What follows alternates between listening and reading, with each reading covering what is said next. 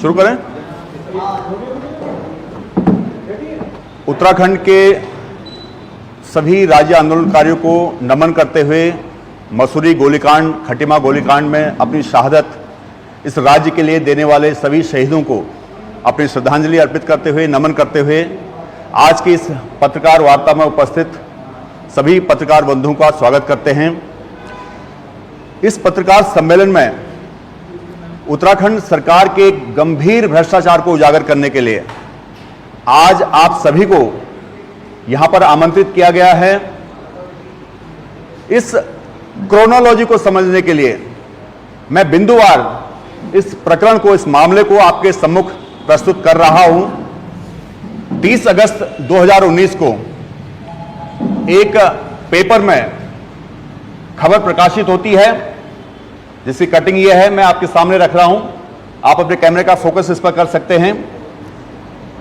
खबर में यह छपा था कि उत्तराखंड मुक्त विश्वविद्यालय में असिस्टेंट रीजनल डायरेक्टर यानी कि सहायक क्षेत्रीय निदेशक के 8 पदों पर बड़ा घोटाला होने वाला है। अखबार 30 अगस्त 2019 को लिखता है और उसके बाद ठीक 2 दिन बाद यानी कि 2 सितंबर 2019, आज 2 सितंबर है, आज जहां एक और हमारे राज्य की वीरांगना हंसा धनाई और बेलमती चौहान ने अपनी शहादत दी थी इस राज्य के मांग के लिए, वहीं दूसरी तरफ भारतीय जनता पार्टी की सरकार भ्रष्टाचार में मशगूल थी। और वो रिजल्ट आता है और उस रिजल्ट में उन्हीं 8 लोगों के नाम होते हैं जो उस अखबार ने पहले प्रकाशित कर दिए थे।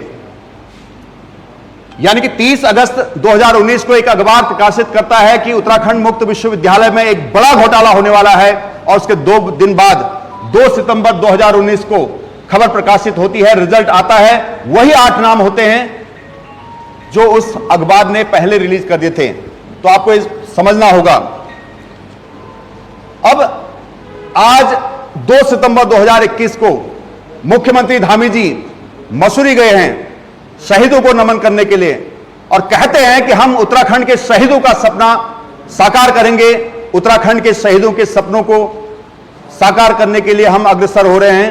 मैं मुख्यमंत्री धामी जी से कहना चाहता हूं कि धामी जी, जो आपकी सरकार लगातार उत्तराखंड में भ्रष्टाचार कर रही है, युवाओं के साथ खिलवाड़ कर रही है, आप उन लोगों को चिन्हित करके पहले जेल भिजवाइए, उनको सजा दिलवाइए, तब जाकर आप शहीदों के सपनों का उत्तराखंड बनाएंगे। क्योंकि शहीदों ने जिस सपने को लेकर शहादत दी थी वो सपना बहुत दूर छोड़ दिया आपने। आपको देखना होगा कि जो ये 8 लोग थे, सबसे इंटरेस्टिंग बात है कि इन 8 लोगों में आपकी उत्सुकता होगी कि कौन कौन थे। जो ये 8 लोग जिस अखबार ने पहले प्रकाशित कर दिया था, ये लोगों का सिलेक्शन होने वाला है। 2 दिन बाद 2 सितंबर 2019 को उन 8 लोगों का नाम आता है और उसके बाद उन लोगों को जानने के लिए कि कौन लोग इसमें शामिल थे, सबकी उत्सुकता होगी। तो मैं आपको बताना चाहूंगा कि जो इन 8 लोगों में जिनका सिलेक्शन किया गया, उसमें हमारे उच्च शिक्षा मंत्री धन सिंह रावत जी, जो ऐप से बारिश करने वाले मंत्री हैं, उनके पीआरओ गोविंद सिंह का नाम था, जिन्होंने अपने पीआरओ को नौकरी पर लगा दिया। दूसरा नाम था कुलपति की जो पर्सनल सेक्रेटरी थी रेखा बिष्ट का। और तीसरा नाम था भास्कर जोशी, जो कि इस परीक्षा को करवाने वाले chief exam controller professor PD Pant के रिश्तेदार हैं। फिर है रुचि आर्य, जो assistant exam controller doctor Sumit Prasad की पत्नी हैं। ब्रिजेश बनकोटिका, जो कि आरएसएस के प्रचारक हैं। तो यानी कि जिनके अपॉइंटमेंट हुए वो सब सत्ताधारी भारतीय जनता पार्टी के करीबी रिश्तेदार और नातेदार थे। सबसे हैरान करने वाली बात यह है कि जो उच्च शिक्षा मंत्री धन सिंह रावत जी हैं, जिनके ऊपर यह जिम्मेदारी थी कि इस एग्जाम को पारदर्शी तरीके से, ईमानदारी से कंडक्ट कराया जाए, उन्होंने ही अपने दायित्व को दरकिनार करके यूनिवर्सिटी के कुलपति से मिलकर अपने लोगों को नौकरी पर लगा दिया। और मंत्री धन सिंह रावत यहीं पर नहीं रुके, उन्होंने अपने पीआरओ को उसके बाद जब नौकरी पर लगा दिया तो नौकरी पर वहां नहीं गए, वो कहां गए? वो फिर भी धन सिंह रावत जी के साथ रहे, तनख्वाह लेते रहे मुक्त विश्वविद्यालय से और जाते रहे धन सिंह रावत जी के साथ। तो आप समझ सकते हैं कि कैसे भारतीय जनता पार्टी ने इस मुक्त विश्वविद्यालय को प्राइवेट लिमिटेड कंपनी बना दिया है और उत्तराखंड को प्राइवेट लिमिटेड कंपनी बनाने की ओर अग्रसर भारतीय जनता पार्टी के कारनामे आपके साथ आम आदमी पार्टी एक एक करके उजागर करेगी। तो आज जो हमारे युवा हैं वो नौकरी के लिए दर दर भटक रहे हैं, सड़क पर हैं, और दूसरी तरफ उत्तराखंड में जो नेताओं के रिश्तेदार हैं, मंत्रियों के रिश्तेदार हैं, अधिकारियों के रिश्तेदार हैं, उनकी नौकरी लग रही है। तो ये बहुत सोचने वाली बात है। और इससे भी मजेदार बात यह है कि इन 8 लोगों का जो असिस्टेंट रीजनल डायरेक्टर के पद पर जिनका चयन हुआ था वो हुआ था इस ओपन यूनिवर्सिटी के जो हमारे पूरे राज्य में ऑफिसेज हैं वहां के लिए। लेकिन क्योंकि अब ये सब मंत्रियों के रिश्तेदार थे, नेताओं के रिश्तेदार थे, अधिकारियों के रिश्तेदार थे, तो इन सब ने जो मुक्त विश्वविद्यालय का हेडक्वार्टर है हल्द्वानी में, वहां पर डेरा जमाया, अपनी सुविधा का ख्याल रखा और इनके बदले उन सारे ऑफिसेज में जो प्रोफेसर थे उनसे अतिरिक्त काम लिया गया और उस काम के बदले उनको अतिरिक्त सैलरी दी गई, अतिरिक्त उनका जो कंपनसेशन होता है वो दिया गया। तो आप समझ सकते हैं कि 8 लोगों को पहले तो भ्रष्टाचार के माध्यम से नौकरी पर लगाया गया, फिर वो 8 लोग अपनी ड्यूटी भी नहीं करते हैं क्योंकि वो मंत्रियों के रिश्तेदार हैं, अधिकारियों के रिश्तेदार हैं, और फिर जो अतिरिक्त बोझ है सरकार पर वो भी पड़ रहा है। और दूसरी ओर मुख्यमंत्री धामी जी जो ये दावा कर रहे हैं कि हम शहीदों के सपनों का उत्तराखंड बनाएंगे, तो शहीदों को सच्ची श्रद्धांजलि तब होगी धामी जी जब आप अपने उच्च शिक्षा मंत्री डॉक्टर धन सिंह रावत की जांच करेंगे, उनको जेल के अंदर ठूसेंगे। ये एक मामला था। अब आते हैं दूसरे मामले पर। इस खुलासे के बाद जब यह खुलासा हुआ उसके बाद 4 जुलाई 2020 को पंतनगर के रमेश सिंह नाम के सज्जन जो हैं उन्होंने राज्यपाल महोदय को एक शिकायती पत्र लिखा।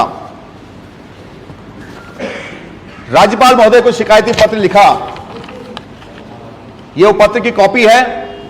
यह पत्र महामहिम राष्ट्रपति भारत सरकार, माननीय प्रधानमंत्री, माननीय गृह मंत्री, माननीय शिक्षा मंत्री तत्कालीन जो हमारे प्रदेश से ही आते हैं और यूजीसी को दिया गया, यह कंप्लेंट दी गई। तो इसके बाद पत्र में उन्होंने बताया कि कैसे नियमों को ताक पर रखकर पूरा मुक्त विश्वविद्यालय जो है हमारा ओपन यूनिवर्सिटी जो है उसके नियमों को कैसे कूड़ादान में डालकर यहां पर घोटाला हो रहा है और असिस्टेंट रीजनल डायरेक्टर भर्ती किए गए। और पत्र में यह भी कहा गया, इनकी जांच के साथ साथ यह बताया गया कि मुक्त विश्वविद्यालय में जो प्रोफेसरों की नियुक्ति चल रही है उसके बाद जो अगली भर्ती होने वाली है उसमें भी घोटाला चल रहा है। और पत्र में उन्होंने 9 लोगों का नाम बताया कि इन 9 लोगों की सिफारिश से भर्ती हो रही है और इनके लिए सारे कायदे कानून ताक में रखे गए हैं। जो पहले 8 भर्तियां हुई थी उनमें भी सारे नियम कानून ताक पर रखे गए। उन्होंने सारे जो यूनिवर्सिटी के थे पहले तो 30% जो महिला आरक्षण था उसको खत्म किया, फिर जो आरक्षण का रोस्टर था उसको अपने मुताबिक बनाया और अपने चहेतों को भर्ती करने के लिए 8 असिस्टेंट रीजनल डायरेक्टर भर्ती किए। उसके बाद अब दूसरा मामला प्रोफेसरों की भर्ती का था जिसमें 9 प्रोफेसर भर्ती किए गए और 9 के नाम जो सज्जन थे पंतनगर वाले उन्होंने पहले ही राज्यपाल महोदय को लिख के दे दिया कि इन लोगों की भर्ती अवैध तरीके से होने जा रही है, ये अयोग्य लोग हैं। 27 जुलाई 2019 को फिर 27 जुलाई 2019 को राज्यपाल के संयुक्त सचिव 27 जुलाई 2020 को राज्यपाल के संयुक्त सचिव प्रदेश के उच्च शिक्षा विभाग के प्रभारी सचिव को निर्देश देते हैं कि असिस्टेंट रीजनल डायरेक्टर के 8 पदों पर जो गड़बड़ी हुई है उसकी जांच की जाए, उस भ्रष्टाचार को का खुलासा किया जाए और साथ ही जो असिस्टेंट प्रोफेसरों की नियुक्ति होने वाली है, जो शक के दायरे में है उसकी भी जांच की जाए। जो चिट्ठी उन्होंने उच्च शिक्षा विभाग को लिखी है 27 जुलाई 2020 को, जिसमें जांच की मांग की गई है। जांच की मांग की राज्यपाल के संयुक्त सचिव ने उच्च शिक्षा विभाग के प्रभारी सचिव को निर्देश दिए कि इस पूरे मामले की जांच की जाए, लेकिन जांच के बजाय मार्च 2021 को प्रोफेसर के सिलेक्शन की लिस्ट जारी होती है और इन्हीं में से जो नाम पहले पंतनगर के जो सज्जन थे हमारे, उन्होंने राज्यपाल महोदय को दिए थे, उनमें से 8 लोगों की भर्ती हो जाती है, उनका सिलेक्शन हो जाता है। जो ये मैं आपके सामने दिखा रहा हूं, ये वो 8 लोग हैं जिनका खुलासा उस चिट्ठी में जो राज्यपाल महोदय को गई, जो महामहिम राष्ट्रपति जी को गई, माननीय प्रधानमंत्री जी को गई, गृह मंत्री जी को गई, शिक्षा मंत्री जी को गई, उन सब में जो खुलासा किया गया था वही नाम इस नाम में आते हैं, केवल एक नाम को छोड़कर। अब आप पूछेंगे कि वो एक नाम क्यों छूट गया होगा? वो नाम इसलिए छूट गया था, जो मीनाक्षी राणा थी उनका नाम वेटिंग में रखा गया, क्योंकि उनकी जगह पर अखिल भारतीय विद्यार्थी परिषद के विशाल शर्मा का सिलेक्शन किया गया, क्योंकि उनकी अप्रोच मीनाक्षी राणा से भी बड़ी थी, इसलिए उनको रखा गया। बाकी 8 ले लिए गए, तो कुल 9 पदों पर यहां पर भर्ती हुई। जिन 8 को चुना गया वो नेताओं और अधिकारियों के करीबी थे। इनमें से एक सिद्धार्थ पोखरियाल का नाम भी है। जो ये 8 लोग भर्ती किए गए थे, इसमें सिद्धार्थ पोखरियाल भी हैं, जो रमेश निशंक पोखरियाल, रमेश पोखरियाल जी के करीबी हैं, जिनका नाम सिद्धार्थ पोखरियाल है, तत्कालीन शिक्षा मंत्री रहे हैं, उनके करीबी हैं, जिनको असिस्टेंट प्रोफेसर के पद पर रखा गया। खुलेआम भ्रष्टाचार का इतना बड़ा प्रमाण मैं समझता हूं कि हिंदुस्तान में कहीं नहीं मिलता, जहां सीक्वेंस से पूरे भ्रष्टाचार के दावे, पूरा भ्रष्टाचार दस्तावेजों के साथ यहां पर रखा हुआ है, और जहां अपने लोगों को सेट करने के लिए सरकार ने सारी नियमावली को ताक पर रख दिया। इस प्रदेश में यह हो रहा है, जिस प्रदेश में 42 लोगों ने शहादत दी अपने सपनों का उत्तराखंड बनाने के लिए, उत्तर प्रदेश से अलग हुए थे ताकि हम अपना विकास खुद कर दें, तो हमारे लोग ही हमारा विनाश करने में लगे हैं। आप देख सकते हैं कैसे सत्ता के गलियारों का इस्तेमाल किया जा रहा है अपने विकास के लिए, अपनों के विकास के लिए और अपनों के विश्वास के लिए। जो एक बार अभी हाल में आपने खबर पड़ी हो, कुछ दिन पहले यूनिवर्सिटी के 56 पदों पर अवैध नियुक्तियों का खुलासा भी हुआ है, और इन 56 भर्तियों के जरिए मंत्री, नेता, अफसरों के रिश्तेदार और करीबियों का हुआ है। फिर से जिन लोगों के अपॉइंटमेंट किए गए उसमें से ज्यादातर लोग मंत्री और भाजपा नेताओं के रिश्तेदार हैं। ये सारे अपॉइंटमेंट प्रदेश में भाजपा सरकार बनने के बाद 2017 से लेकर 2019 के बीच हुए हैं। आप देख सकते हैं 2017 से 2019, और साल भर पहले जो सरकारी ऑडिट होता है उसमें खुलासा होता है कि 56 नियुक्ति का जो खुलासा हुआ, उच्च शिक्षा विभाग को इसकी जांच के आदेश दिए गए थे, लेकिन इस मामले की जांच आज भी ठंडे बस्ते में है। भ्रष्टाचार के मामले के आरोप अपने आप में इतने गंभीर हैं। ये पूरा प्रकरण जो उच्च शिक्षा मंत्री धन सिंह रावत जी के विभाग में आते हैं, जिसके वो विभागाध्यक्ष हैं, मंत्री हैं, ये सारा कहीं न कहीं जो तार जुड़ रहे हैं सीधे तौर पर मंत्री धन सिंह रावत जी से जुड़ रहे हैं। और ये एक मामला नहीं है, उनके पास जितने भी विभाग हैं उन सभी विभागों का हाल यही है। अगर उनकी जांच होती है तो आप पाएंगे कि मंत्री धन सिंह रावत जी ने अपने सारे रिश्तेदारों की नौकरी लगा दी है, और कुलपति जी का इसमें हाथ है। जो ओम प्रकाश सिंह नेगी जी हैं, उन्होंने और धन सिंह रावत जी ने मिलकर जो इन लोगों की, अपने रिश्तेदारों की नौकरी लगाई गई है, आम आदमी पार्टी इसकी कड़ी निंदा करती है। और उच्च विभाग के जो मंत्री हैं धन सिंह रावत जी, जिन्होंने भ्रष्टाचार में खुली भूमिका निभाई है, और कुलपति जी हैं जिन्होंने अपने करीबियों को नौकरी दिलाई है, इन सब लोगों को तत्काल भ्रष्टाचार के आरोप में सीधे जेल भेजे सरकार। कोई जांच नहीं, जांच के सारे साक्ष्य यहां पर है, हमारे सामने हैं। जितने भी साक्ष्य ये सब है, यहां पर अखबार की कटिंग है, यहां पर रिजल्ट है, यहां पर चिट्ठी है, और उसके बाद फिर भी जो सिलेक्शन होता है वो सारे सबूत यहां पर हैं, सारे सबूत ओपन मीडिया में हैं। तो तो इन सबूतों के से संज्ञान लेकर मुख्यमंत्री धामी जी को चाहिए कि आप यह घोषणा करें कि शहीदों के सपनों का उत्तराखंड बनाएंगे। उससे पहले आपको अपने मंत्री धन सिंह रावत को जेल भेजना पड़ेगा, कुलपति को जेल भेजना पड़ेगा, और इस भ्रष्टाचार में लिप्त जितने भी लोग हैं उन सबको चिन्हित करके जेल के सलाखों के पीछे भेजना पड़ेगा।